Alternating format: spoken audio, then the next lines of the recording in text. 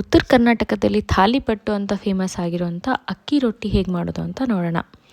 ಅಕ್ಕಿ ರೊಟ್ಟಿ ಮಾಡ್ಕೊಳ್ಳೋದಕ್ಕೆ ಸ್ವಲ್ಪ ಅಕ್ಕಿ ಹಿಟ್ಟು, ಕಡಲೆ ಹಿಟ್ಟು ಹಾಗೆ ಜೋಳದ ಹಿಟ್ಟನ್ನು ಸ್ವಲ್ಪ ಹಾಕ್ಕೊಂಡಿದ್ದೀನಿ. ಜೋಳದ ಹಿಟ್ಟು ಮತ್ತು ಕಡಲೆ ಹಿಟ್ಟು ಸ್ವಲ್ಪ ಇದ್ದರೆ ಸಾಕು, ಅಕ್ಕಿ ಹಿಟ್ಟು ಸ್ವಲ್ಪ ಜಾಸ್ತಿ ಇರಬೇಕು. ಇದಕ್ಕೆ ನಾನು ಒಂದು ತಪ್ಪಲ್ ಪಲ್ಯ ಕೂಡ ಹಾಕ್ಕೊಂಡಿದ್ದೀನಿ.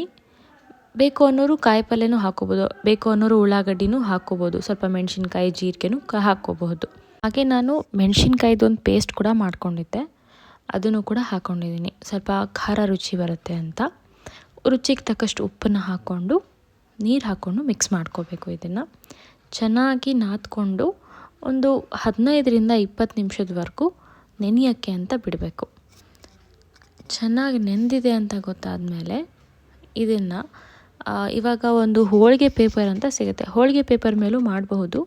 ಹೋಳಿಗೆ ಪೇಪರ್ ಮೇಲೆ ಮಾಡೋದ್ರಿಂದ ಏನಾಗುತ್ತೆ, ನೀಟಾಗಿ ತೆಳ್ಳಗೆ ಚೆನ್ನಾಗಿ ಬರುತ್ತೆ.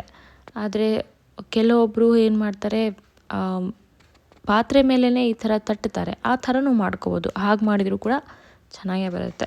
ನಾನು ಇದಕ್ಕೆ ಸ್ವಲ್ಪ ಅರಿಶಿನ ಪುಡಿನೂ ಹಾಕ್ಕೊಂಡಿದ್ದೆ. ಈ ಥರ ಪೇಪರ್ ಮೇಲೆ ನೀಟಾಗಿ ಒತ್ಕೊಂಡಿದ್ದೀನಿ. ಇದನ್ನು ತಗೊಂಡು ನಾನು ಹಂಚಿನ ಮೇಲೆ ಹಾಕ್ಕೊಂಡು ಚೆನ್ನಾಗಿ ಬೇಯಿಸ್ಕೊಂಡ್ರೆ ಥಾಲಿಪಟ್ಟು ರೆಡಿ ಆಗುತ್ತೆ.